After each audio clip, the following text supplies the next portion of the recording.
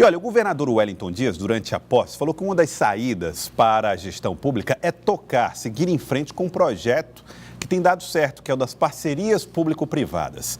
Aqui ao meu lado está a superintendente desses projetos, que é a doutora Viviane Moura, que vai conversar conosco sobre os novos projetos em andamento. Doutora Viviane, boa tarde, seja bem-vinda aqui ao Jornal do Piauí. Boa tarde, obrigada pela oportunidade, Joelson. Bom, quantos projetos hoje o governo do estado tem para que sejam administrados por empresas? Bom, na carteira o total são 30 projetos. Dos 30, 4 foram contratados já estão em execução. E dos 26, 10 estão aptos já para a gente trabalhar em procedimento licitatório. Procedimento licitatório que a gente considera a partir do diálogo público, né? Não só da consulta e audiência, mas o diálogo público indica que a gente já tem estudos suficientemente prontos e com informações que podem ser geradas e podem ser repassadas para o setor privado e para as outras entidades, pode ser repassado para o público. Tá, o diálogo público que a senhora se refere, como é que ele se dá? Que diálogo público? A gente trabalha com diálogo público de várias formas, em várias frentes. Por exemplo, nós vamos começar agora o projeto do Porto, de Luiz Corrêa, que é uma PPP mais complexa. Então, nós vamos passar pelo processo de avaliação de mercado, avaliação por alguns setores específicos, como a ABDIB, como o próprio Ministério dos Portos. Então, a gente tem que fazer com que os atores envolvidos em projetos de PPPs, eles participem da reformulação e da estruturação dos estudos para que a gente obtenha a licença social, para que eles tenham mais competitividade e, no resultado, eles sejam mais positivos. O Porto de Luiz Corrêa, portanto, deve ser administrado por uma empresa privada. Como é que isso deve acontecer? Que tipo de porto o piauiense verá? Bom, o estudo ficou pronto no final do ano. A gente estudou o EVTEA, que é o estudo técnico e econômico financeiro. No econômico financeiro, a gente tem que fazer uma avaliação de demanda para ter uma ideia da vocação do porto. O porto que está estimado nos nossos estudos é um porto vocacionado para alguns tipos de serviços, por exemplo, pode atender tanto a gás como atender transporte de passageiro, gado vivo, roll-on, roll-off, que é transporte de carga que se movimenta. Então, é um porto que ele não necessariamente, para que ele tenha viabilidade econômico-financeira, ele se sustenta só de grãos, por exemplo. Não é. Então, ele é multiuso. Esse porto, o privado fica responsável pela concepção e estruturação física da infraestrutura e também pela implementação do porto, que é formado por vários tipos de concessionários. Ou seja, eles vão construir o porto... E operar. Exatamente. Não é como costuma se fazer na parceria público-privada, que já entrega a estrutura pronta. Eles vão ter o papel de construí-lo. Exatamente. Na verdade, nas PPPs, o setor privado entra com esse aporte de capital, ele é o financiador do recurso e é ele quem aporta o capital necessário para construir a infraestrutura. Nesse caso, porque houve outros casos, por exemplo, no caso da Ceasa, por exemplo, a estrutura estava lá. Estava pronta, mas agora, por exemplo, a concessionária ela já está investindo o capital para a expansão. A primeira etapa vai ser entregue no início de março, que é o primeiro projeto de expansão e modernização da central. Na verdade, assim, cada equipamento e cada projeto tem uma especificidade. Existem projetos em que a gente nasce do zero, né, que a gente chama de greenfield, são projetos que não tem nada e o setor privado vai lá e constrói, e tem os projetos em que o Estado já tem o equipamento, por exemplo, a rodoviária. A rodoviária já existia. O privado entra para administrar, porém, tem algumas demandas, sim, de investimento para melhorar o equipamento. Entendi. Então, de qualquer forma, tem aporte privado e recurso para melhorar a infraestrutura. No caso do porto, que muito não está feito ainda, né? Boa parte não está feito, ainda assim, depois de um longo período, toda essa estrutura construída vai voltar, vai para as mãos do Estado? Em todos os projetos de PPPs, foi uma opção feita pelo governador, como presidente do Conselho Gestor, que a gente trabalhasse com projetos que fortaleçam o Estado como regulador e como fiscalizador e que, ao final desses contratos, todos esses bens eles revertam para o governo, para o Estado. Então, tanto o porto como central de abastecimento, rodoviária, os equipamentos eles estão delegados para que um privado faça a gestão com eficiência e preste melhor serviço para a população e gere receita, melhore nosso desenvolvimento e o crescimento do Estado. Ginásio de Esportes, o Verdão. Nós mostramos já aqui, a estrutura do Verdão não é das melhores, a dificuldade do governo em gerenciar também é muito grande. Como é que fica a situação do Verdão? Entra para a parceria público-privada? Verdão, a licitação, a primeira sessão já é agora, dia 15 de janeiro. Era dia 17 de dezembro, Joel, se a gente resolveu mudar, por quê? Porque era período de festa, período de Natal, de Ano Novo, para aumentar a competitividade, melhorar, inclusive, a participação da própria população para acompanhar. A gente resolveu, claro, até porque, assim, um período de dezembro é um período muito complicado para que as pessoas se desloquem, saiam de suas casas, venham, o próprio privado venha, quem vem de longe, quem vem de perto. Então, a gente resolveu transferir para agora, 15 de janeiro, vai ser a primeira sessão, e se tudo transcorrer como a gente está pensando, né, sem nenhum tipo de atropelo, ainda em janeiro a gente tem um processo finalizado.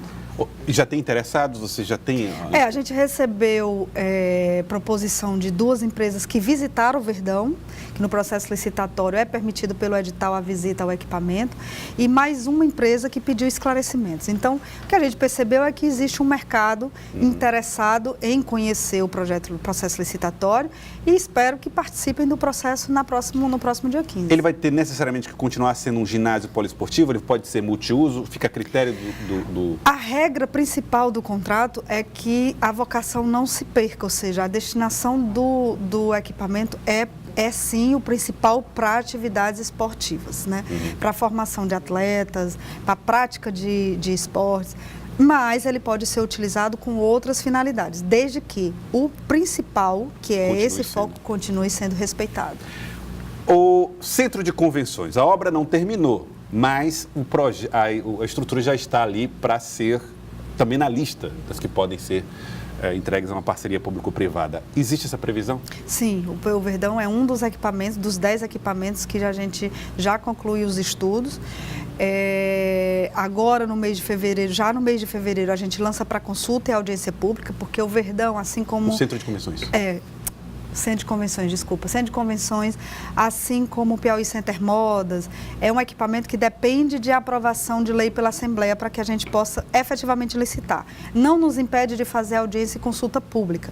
É a etapa que a gente vai fazer, já vai começar agora, em janeiro. Em fevereiro, após o retorno da Assembleia, né, com a aprovação dos projetos de lei, aí a gente começa o processo licitatório.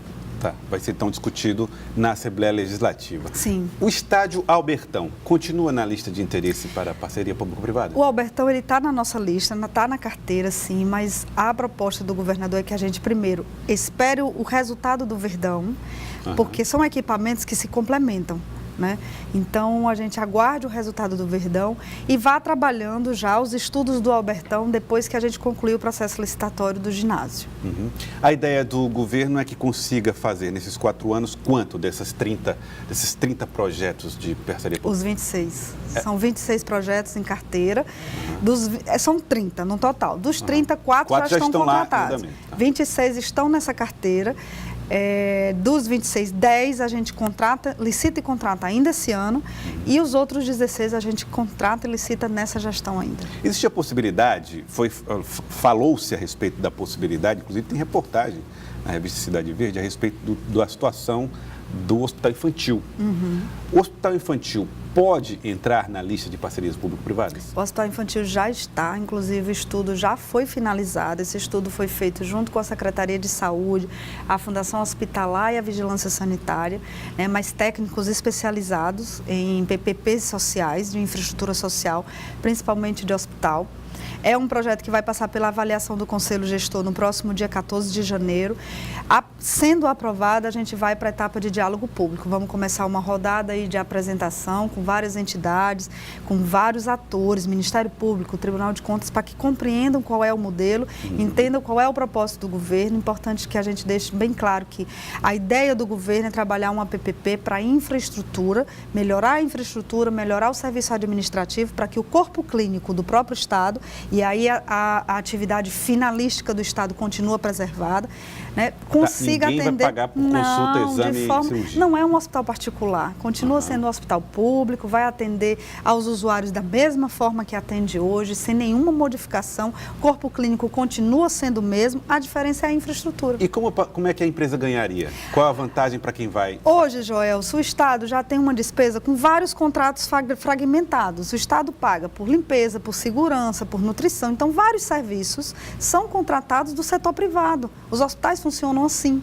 Compra, fornecimento, por exemplo, fornecimento de saco lixo ou sacos de lixo, seringas, todo esse material que dá suporte administrativo já são frutos de contratos que o Estado tem com o setor privado. O que a gente está fazendo na PPP é consolidando tudo num só contrato e esse privado que vai construir esse hospital, ele vai gerenciar toda essa parte que a gente chama de facilities administrativos. Como é que o privado é remunerado? Ele é remunerado ao longo do contrato, 25 anos de contrato, ele é remunerado pela operação e manutenção desse equipamento, mais o que ele investiu na infraestrutura. E aí você pode perguntar, mas qual é a vantagem? Contrato de longo prazo. Contrato de longo prazo. Os contratos administrativos feitos hoje para que os privados forneçam, por exemplo, equipamentos, forneçam utensílios, os insumos para os hospitais, eles têm um máximo de tempo de 5 anos. Às vezes o privado aporta um capital, compra, fornece para o Estado, não recebe e nos 5 anos o contrato finalizou. Então são contratos mais estáveis, mais seguros, né? E com a certeza de que o privado tem um equipamento para gerenciar e um contrato de longo prazo para ser remunerado. Ou seja, o governo vai ficar pagando. Exatamente. Quem é o cliente nessa PPP é o Estado. Governo. Exatamente. Não é o paciente. Não é o paciente. É o Estado. São Então, chamadas de PPPs administrativas. É o caso do Piauí Conectado. Piauí Conectado também é uma PPP que o Estado é quem vai pagar a concessionária pela rede de fibra ótica.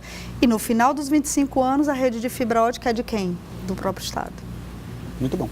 Muito obrigado pela participação, doutora Viviane Moura, sempre muito esclarecedora nessa história da parceria público-privada que levanta muitas questões da população do estado do Piauí. Muito obrigado pela participação. Eu que agradeço, Júlio. Muito obrigado.